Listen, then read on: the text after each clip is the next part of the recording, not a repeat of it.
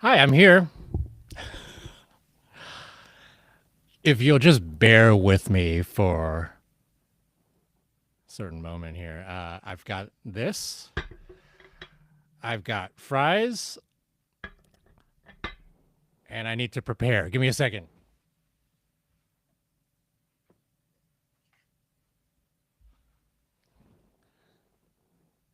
Oh, my lord. I'm trying to report a podcast here, but you know, I can't really do it without the help of wine. Yes. And fries. Uh, you know,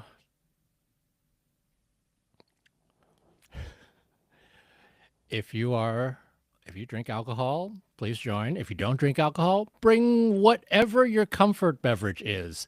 This usually is not my comfort beverage, but I just feel like it needs to happen today.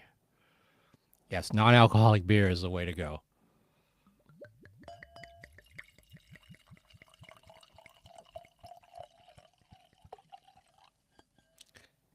I don't know what this hotel is doing, but every night that I have needed a bottle of wine, there is a bottle of wine in my room. Oh my god. Okay.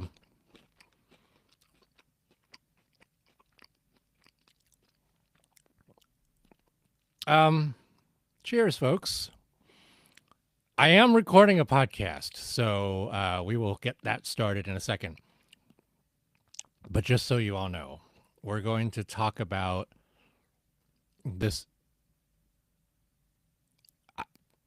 this outrageous night of skating, and really just the outrageous last half hour of skating.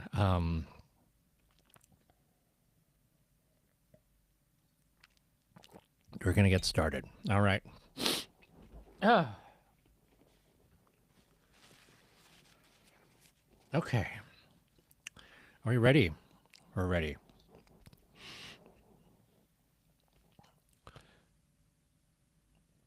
Welcome to the Rocker Skating Podcast, sponsored by John Wilson Blades. We have another doozy for you today. It's the men's recap. And I just came back from a Sago forum and I am still in shock. Shock, in fact, is not even the word for it. That is an understatement to what I just witnessed, what we all just witnessed in the men's free skate.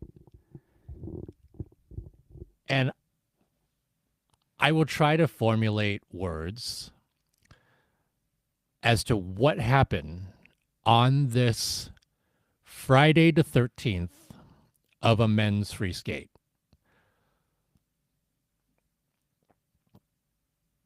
So I'm gonna start off with the obvious, which is what happened at the end of the day after the men's free today. The Olympic champion is Kazakhstan's Mikhail Shaidorov. Let that sink in for just a few seconds.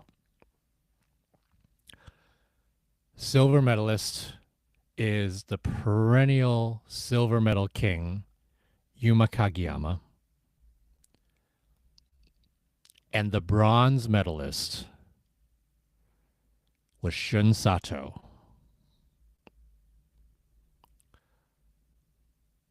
Ilia Malinin finished in 8th place.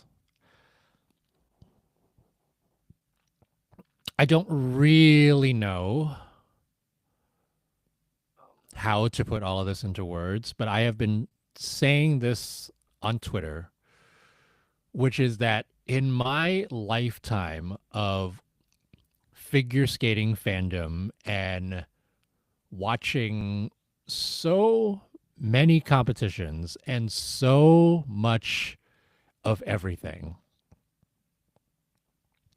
I have never, ever seen such a shocking result at the Olympics.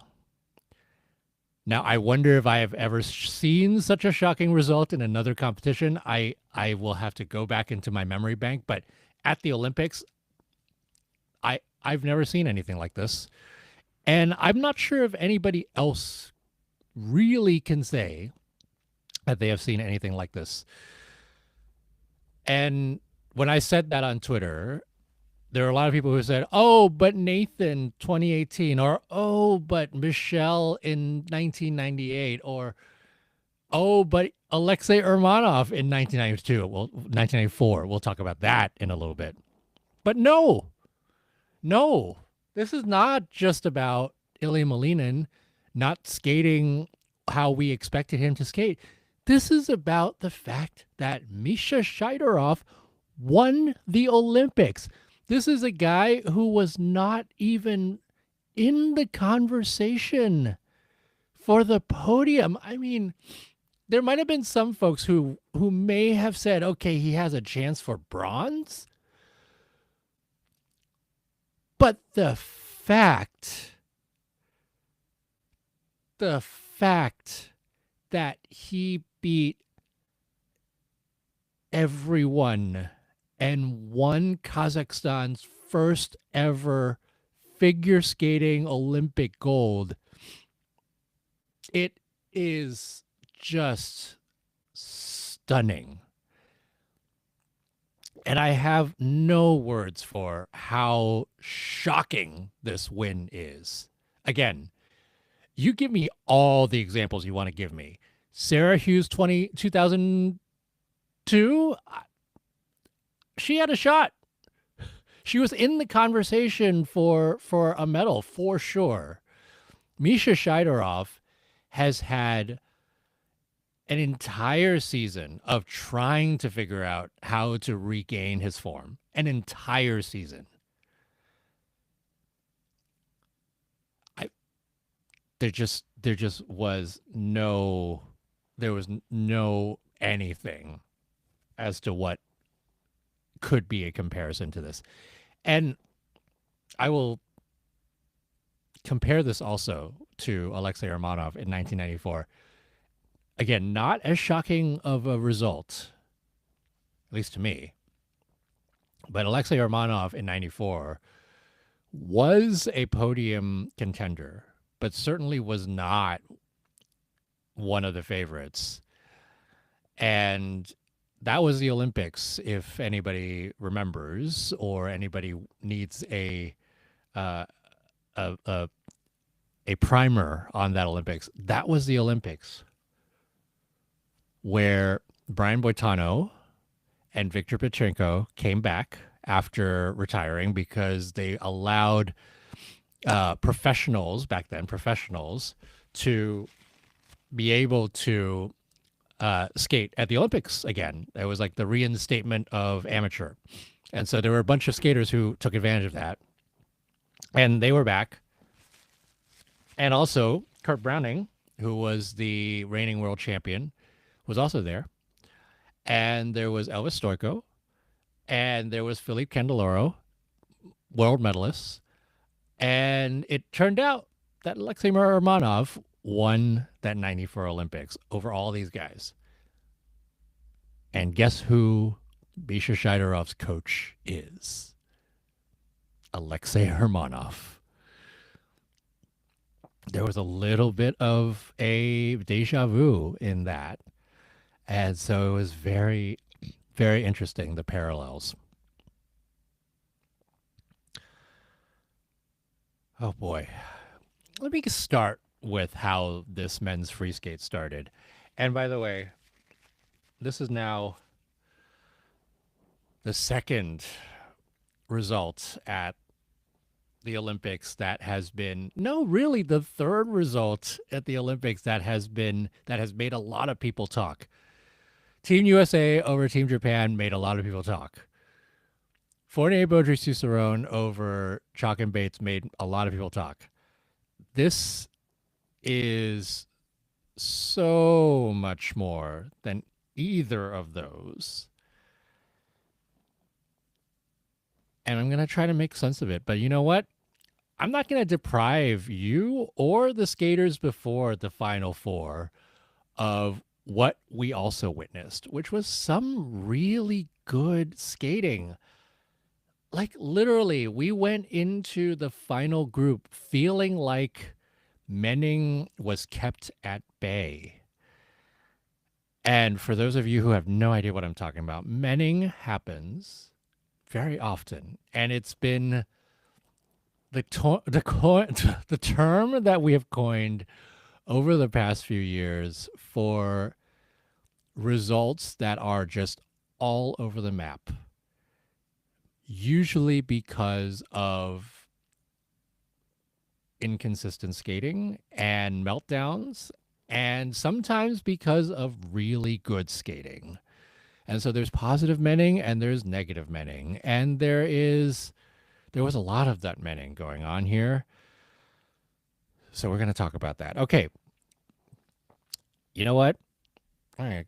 Start from the beginning because the first group was really fun.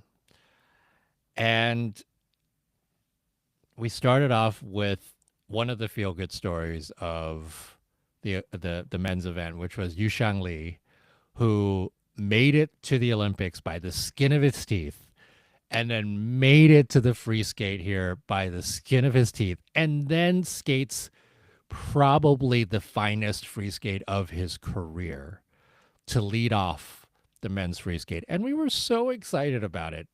I don't know why he wasn't so excited about it. I thought he would be jumping up and down, but he was so good. And we let off with that program. And then Donovan Carrillo came on and skated a really, really good program. And, we got the first two out of the way, and the first two skaters scored over 140 points in their free skate. And we were off to the races. We thought things were looking up. And then Kyle Miura came on, and he was, as you remember, he was the one who was an outside shot for the podium and has had such a roller coaster season, but comes in as the four continents champion and had a disastrous short program. And this was his redemption. And he had a redemption skate. He fell on he fell on a quad sow, but skated very well otherwise. And frankly, I thought he was robbed of his component scores. He ended up with like a with a 170, and I thought that program should have easily gone into the 180s. And if it had been the last group, or even the second to last group, it probably would have. But he had his redemption skate. He ended up finishing 13th, and it was a really good start to the to the men's free skate. And we kept going, and Lucas Britschke skated. Sasha Selevko skated. They were both very good. Somehow, both of them also just like messed up the last two jumping passes and couldn't capitalize on how well they started. And then Matteo Rizzo came on and has had a lot of trouble with his quad toe today. He was going over it again and again and again in the practice beforehand and just couldn't get it. And that was what happened in this free skate here. Doubled the quad toe, but then skated the rest of it clean. And he whatever you say, right? He will always be the guy who led the Italian team to a historic team bronze medal. And he will never forget that free skate at that point a few nights ago. And this, frankly, was icing on the cake for him. And he's had his moment. He had another moment in this men's free skate, and it was really just it was fantastic. Great to see him skate well. Not his best, but he finishes in 15th, and third Olympics, and he was very good there. And then we had a few others who were really just like they laid it down. Nika Gatze, the European champion, had a fall on his opening quad lutz, but then the rest of the program he fought for, and he was the one who was leading the way for quite a while. Pierre Gumenik skated well, but again, much like the short program, this program he's skated many times and he was much more used to the choreography. So it wasn't like he was piecing together a new program like he did in the short program. And you saw that happening. It was like a bit of his old short, a bit of improvisation, just trying to get it all together. This one was a good program. He's known for interpreting the music. There's a lot of the Russian choreography miming that we have been used to seeing. But his skating was still small. There was a lot of circles, tight circles, both in his jumps and in his overall ice coverage. But he's got to be satisfied with the way that he skated. What was it? 5 quads, 2 of them called a Q, and then his triple axel was called an under. That cost him a good 12 points, I think. And he ends up in, where did he end up? He ended up in 6th place. He overtook Nika Gatze at that point and got himself into that upper group after a little bit of a disappointing short program. So, that was sort of how we went into the last 10 skaters. Was it 10? 1, 2, 3, 4, 5, 6, 7, 8, 9, 10. The last 10 skaters. Steven Gogolev. Gogo Levissance continues. He has now skated 4 very good programs at his debut Olympics, and he finishes in 5th place. He was top 5 at these Olympic Games, and you've got to love his trajectory. And he's still young. You certainly would have thought that he would think that he will continue for the next 4 years. And now that he's not injured anymore and he's able to have that confidence, I think the sky's the limit for him. And the next 4 years hopefully is going to be really good for him. We just keep going here. I mean, this was the momentum that we were seeing, right? It was not that skaters were faltering. It was that they were building on top of each other, because right after Steven Gogolev was Shun Sato. And Shun skated a very good program. For whatever reason today, there was a curse of the last 2 jumping passes. His last 2 were just a little shaky, and it wasn't the skate that he had in a team event, but it was also very good. He then overtakes the lead over Steven Gogolev, and we got 8 left to go. Andrew Torgashev skates a very good skate. Kevin Amos, we thought this was the last skate before the final group. We thought when we saw him pop the quad toe at the beginning that this might have been another one of those potential spirals, but he held it together. It was a lot of fight in this free skate. He held on to a lot of stuff, but he did himself proud as well, getting himself just through a program that was very difficult for him, because everything was just a little bit off. Torgashev and Amos finished in the top 12. And that was how the first 3 groups went. It was pretty good. And we went into the final six with Shun Sato in the lead with a 274.90. Steven Gogolev in second with a 273.78. And Peter Gumenik in third with a 271.21. It was very close amongst the top three. But you knew, you looked at those scores, right? 270. You look at the rest of the six, 270 is a no problem for these guys to get 270s, or so you think. And then Friday the 13th decided that it was going to come around. Sato, Junhwan Cha led off the group, and he had a very good skate, with the exception of a quad toe that he fell into the boards with, and he was very much a speed skater on that one, because he fell into the boards. The boards sort of bounced a little bit because it was a speed skater boards that help speed skaters when they fall not injure themselves. But it was a little bit of a jarring fall.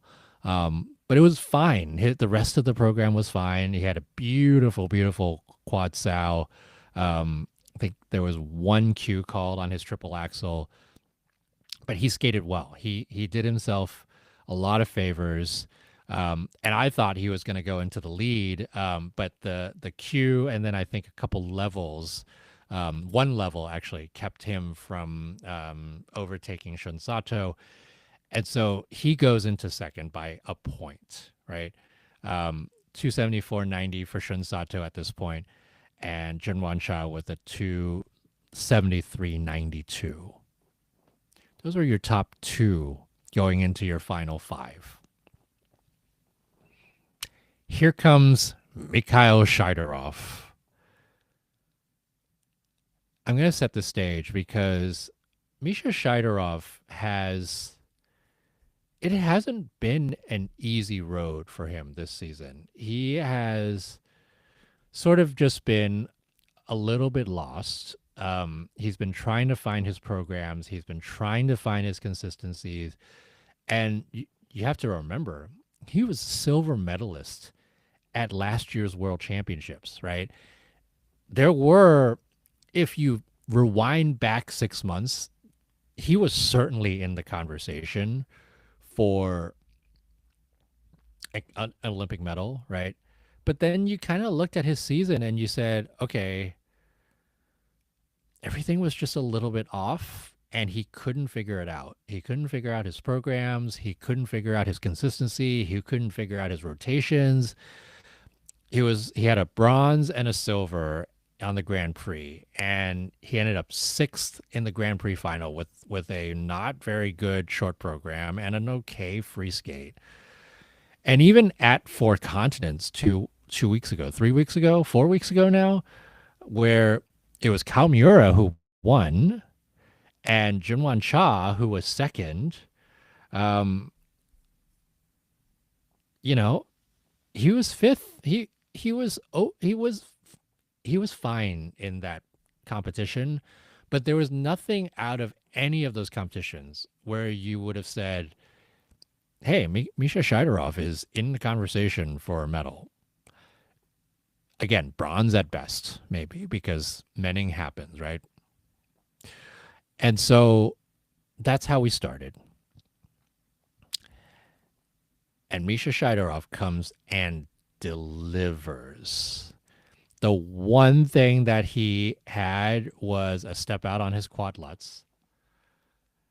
And this was not an easy program for him either. I mean, technically very difficult, right? But there were things in this program that were a little bit off axis, a little bit off of what he usually would be. Even that opening triple axel half loop quad Saukow, the triple axel went off a little bit weird, and he saved that whole jump sequence with a half loop that was a stabilizer, and the quad sow was no problem. He went on to then land three more clean quads. So he had four clean quads and a quad flip. No, sorry, and a quad Lutz that was a step out. Everything else was great. This was the best skate of his season, and he couldn't believe it when he finished, and he just couldn't believe it. Right? He was there. It was like, I did it. It's the Olympics. Who knows what's going to happen? And he went into the lead and onto the leader's chair, right? Because he went 17 points over Shun Sato, and that was the stage that was set for the final four. And then the final four happened, and Friday the 13th really happened. Adam Xiao Him Fa. Oh, sorry. We're gonna start off with Daniel Grossel. Daniel Grossel held on to a bunch of stuff. The quad Lutz was a hold on. The triple axel, triple toe was a hold on. Stepped out of a triple Lutz, held on to his final combination. It was a lot of struggle on that in that program, and it was grace of execution sort of out the window. And he then drops behind Peter Gumenik with the last three to go. And you thought the last three were going to give you some epic skating. And Adam Xiao came on first, and he had a very good warm up. He had a very good practice this morning. He was ready. He looks refreshed. He felt like this whole Olympics, while he's been here, he has looked like himself again. And he took off completely wrong on the quad Lutz, and fell, and also slapped his hands so hard on the ice that there was a cut on it. And you could see him get up from that Lutz and like hold on to I think it was his right hand. And in my mind, I was like, oh no, did he do something to his elbow? Did he do something to his shoulder? And he kept going. And the whole time you're just wondering what was going on. And he then just couldn't keep it together. Quad toe, quad sow both had a step out and a hand down. He really fought for everything. He tried his best to salvage that program, but Adam Xiao Him Fa in flawless mode is effortless. He just there's nothing that he does in those programs when he's so good where you feel like he's muscling any of the jumps. But every single time he made a mistake, the next jump was more muscled. Every single time he made a mistake, it felt like you were seeing effort from him, and that was the mood the entire time. And these mistakes just kept being more and more contagious. And it was just it wasn't what he wanted to do. And if you had followed the warm up notes that I had for the 6-minute warm up for the last group, you will see that it was a pretty good warm up for everybody. I mean, there weren't too many mistakes. There weren't too many pops. Everybody was looking generally fairly comfortable out there. So it wasn't something that you saw as a thing. And a lot of people have asked me about the ice conditions. Nobody has said anything, at least to my knowledge, about the ice conditions here. And certainly you had 3 groups that skated very well. And you had a warm up that went very well. And you had a first 2 skaters in the final group who skated very well. So for folks to be blaming it on the ice, I think is disingenuous. But I don't know. I haven't had a chance to talk to anybody else about the ice because I beelined my way out of the arena to do this. So I'll take a look, but I just can't imagine that it is, given how well everybody else had skated. And And it's not like the ice all of a sudden became bad in the last four skaters. Like there's just like no way that would have been the case. So, you know, so then we kept going, right? Um, Adam goes behind Peter Gumenek, and going into the final two, it was Shun Sato, it was Junhwan Cha, and it was Steven Gogolev. Shun Sato, sorry, it was Misha Shaidorov and Shun Sato and Junhwan Cha and Steven Gogolev. At that point, Misha Shaidorov realized that he won an Olympic medal. And you could see the shock in his face when Yuma was about to go out, and he couldn't believe it. Boy, oh boy, Misha, can you not believe then the rest of what happened? Because Yuma went out there and he looked like he was going to just lay it down. It like his warm up was fine. He I remember looking at his face when he started his program, and there was this sense of calm, this sense of like, I got this from Yuma. And I really thought we were going to see a flawless Torando here for the first time. And right off the bat, his quad sow went off axis and he stepped out of it. It wasn't a disaster. For me, actually, it wasn't so much of, oh, he lost, he was going to go behind Misha necessarily. I was like, oh, well, that makes it a little bit easier for Ilia to take the gold medal. And then he went and did the quad flip, which was fine until he went on the heel and fell. He landed the jump. We've seen these before, right? He lands the jump. He's a little bit far behind on the heel. He's a little bit just swingy, and the momentum just gets him off the ice. And so that was the start of something of a compounding set of issues. He kept it together, right? The quad toe, he held on to it. At the second quad toe, he put his foot down. Everything was a bit of a struggle, right? The flow wasn't quite there. Triple flip, triple loop, he put his foot down. He did manage to keep it together. The triple axel at the end was probably one of the best jumps that he did in the program, but the program lost its magic. And it was unfortunate because that was his shot. He, even if he didn't put a whole bunch of pressure on Ilia as he was about to skate, at least he could have put himself in a spot where he would guarantee himself at least a silver medal. But all those mistakes just compounded. And I keep saying he was really a quad flip fall or a clean quad flip away from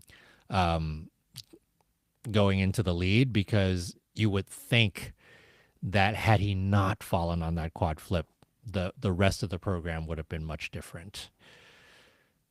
So that was how it went. We go again. Misha Shaidorov, 291.58. Yuma Kagiyama, 280.06. Shun Sato, 274.90. Those were your top three going in to the final skater. And there was something a little bit Sochi 2014 about this whole thing, because it was sort of like at the end, who wanted to win gold here? And nobody seemed like they wanted to win gold. Misha Shaidorov skated like he wanted to skate a clean program. I don't think there was anything in his brain that said to him at that point when he was skating that I had a shot at a gold medal. He was just skating to put his best out there, and that's what he did. Ilia Malinin comes in with a 108-point short program.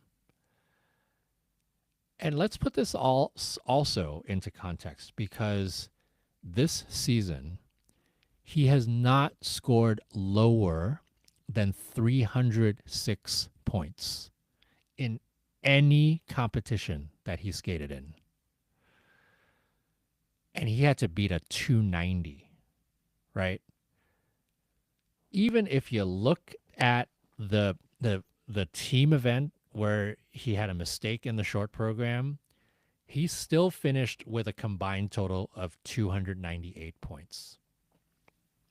And neither of those programs were an issue, were anywhere near at his best for him, right? And so you came into this final skate. He knew what was going on. Like, he just heard Yuma go into second place. That wasn't the pressure that was going on. And then 4 minutes happened. And we witnessed something that I can only say was Ilia Malinin's brain going on overdrive, because the quad flip that he started with was just fine. And then he went in hoping, right? The quad axel was the next element. And the way that he went into it, I don't believe he was trying for a triple. I think he was going for the quad. He did not do a quad in the warm-up, as I saw. He did do a triple. That's what he usually does in warm-ups. He will test his triple out and make sure that he's going off on the right axis, all of those things. He singles the axle. And I think at that point, his mind started racing. Quad Lutz was fine.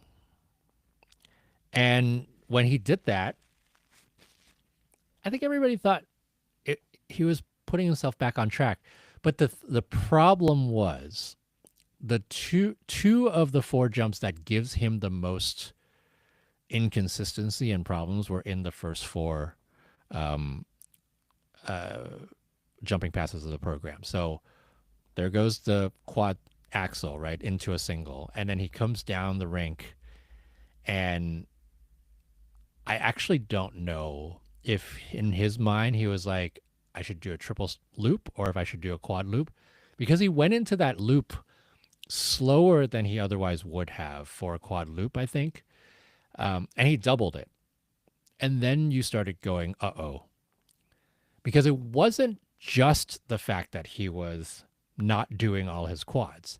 It was the fact that he wasn't doing the triples, right? Every single thing about this judging system is about adding points together. And when you pop jumps, that is when the disaster really strikes, because you are losing all kinds of base value.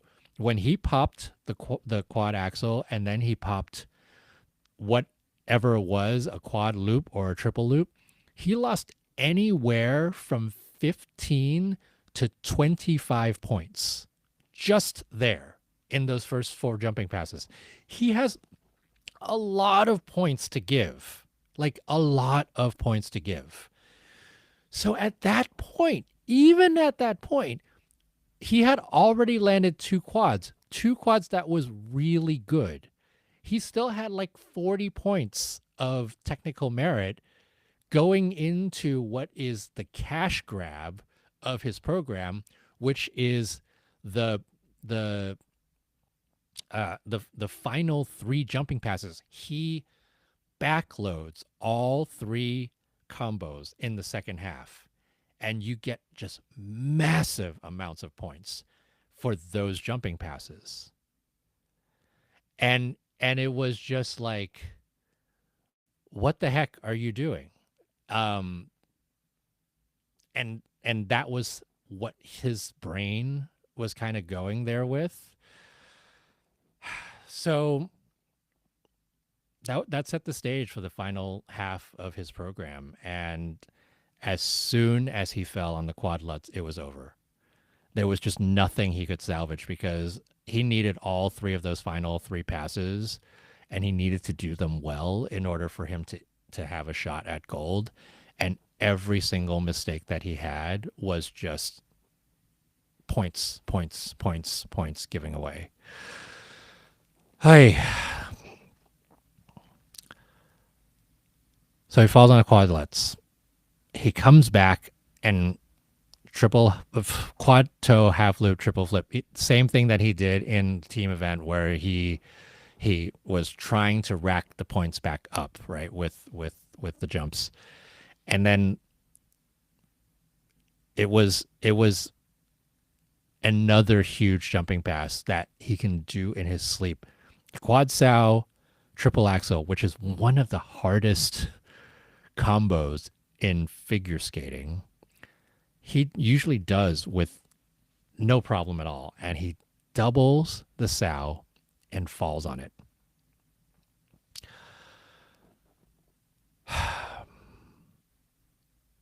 It was just, it was devastating. Whatever you think of any of these skaters, you don't want anybody to melt down. You don't want anybody to be doing things like this. It was just one of those skates that I'm not sure how you recover from that. Um, and Ilya's young, and he will do as much as he can to get past this. Um, and all that happened, and he went into eighth place. Uh, so it was tough. It was a really tough watch. It was a really tough watch for the last four skaters. You just, you just don't you didn't know what to think at that point. And nobody really knew what to think at that point. The entire arena was in shock. Um, the entire arena was like, it was just like the air got sucked out of the arena. And so Mikhail Shaidorov goes from the timeline of, oh my gosh, I skated so well, to, oh my God, I'm going to get a medal, to, wait a second, I'm going to get a silver, to, I'm an Olympic champion.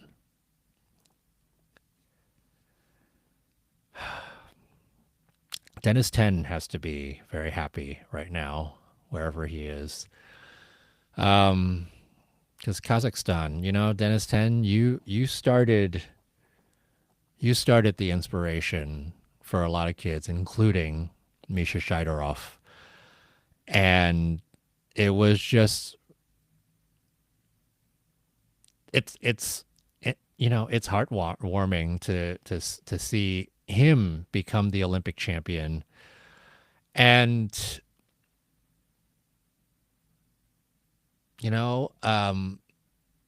I was watching the whole thing from the media stands, and Ilya, without blinking an eye, as disappointed as he was, went over to Misha and congratulated him, gave him a hug. And while Misha was just completely beside himself, didn't know what was going on.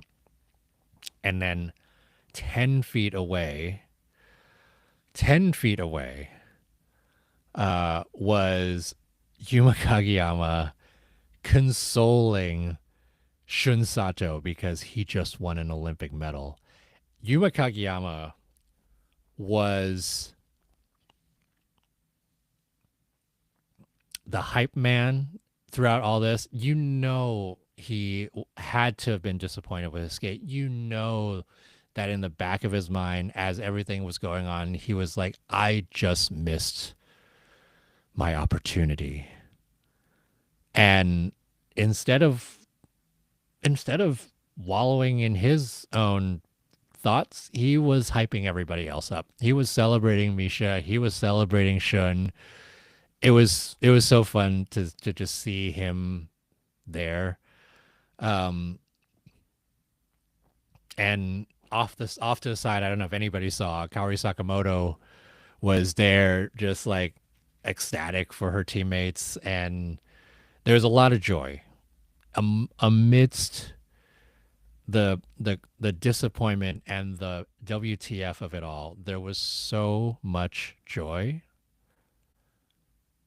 and you can't discount any of this other stuff that happened because these three guys won Olympic medals. Two of them were completely unexpected. Well, I take that back. Two of them were underdogs, right? Mikhail Shaidorov winning gold was completely unexpected. Shun Sato thought he probably threw it away with the two mistakes that he had. And this podium was joyful. Um, and it was great to see how that all worked. And, you know, the ice is slippery and it's lonely out there as a figure skater. And a lot of these skaters really did their very best. All of these skaters did their very best to keep it together. And so that's your men's event. Mikhail Shaidorov is your Olympic champion. I saw him right before I left the arena, right before I raced out of the arena. I saw him very quickly as he was coming out of the rink and into the TV spotlights. And he saw me, gave me a smile, gave me a thumbs up, and it was very heartwarming. You know, he has to be so happy and so everything, and his brain is still I mean, you could see his eyes. His brain was just still processing everything that had just happened, and um, just so great to see. Shun Sato, same thing. He was just sort of in disbelief. Um, the Olympics does crazy things to people and to skaters and to everyone. And today you saw what I said at the beginning was probably the most shocking results that I have ever seen in my lifetime at the Olympics, if not more. I'm sure we'll have more to process over the next few days, but we're only halfway through these individual events. We still have pairs left, and we still have the women left. We have a week of skating to go. Before I finish off here, one quick update. Deanna Stellato had her first practice today in the practice rink. Deanna Stellato is here. Let's talk about the good stuff. After what we thought was an Olympics ending accident at home, she made it to the Olympics and she practiced at the Olympics. And she looked good. She and Max looked like they were practicing like nothing happened. So a bit of a Cliff's Notes on what happened with Deanna Stellato, that she told us, this is out of her own mouth, was one, she does not have a concussion. And she even said, if I had a concussion, this would be much more difficult because like she has no idea how she would have recovered from that. She said the accident happened about 10 days ago, and she has not had a chance to really process it yet. But they got back on the ice 3 days after the accident. She was cleared to get back on the ice 3 days after the accident. She would not specify what the accident is or what the injury is.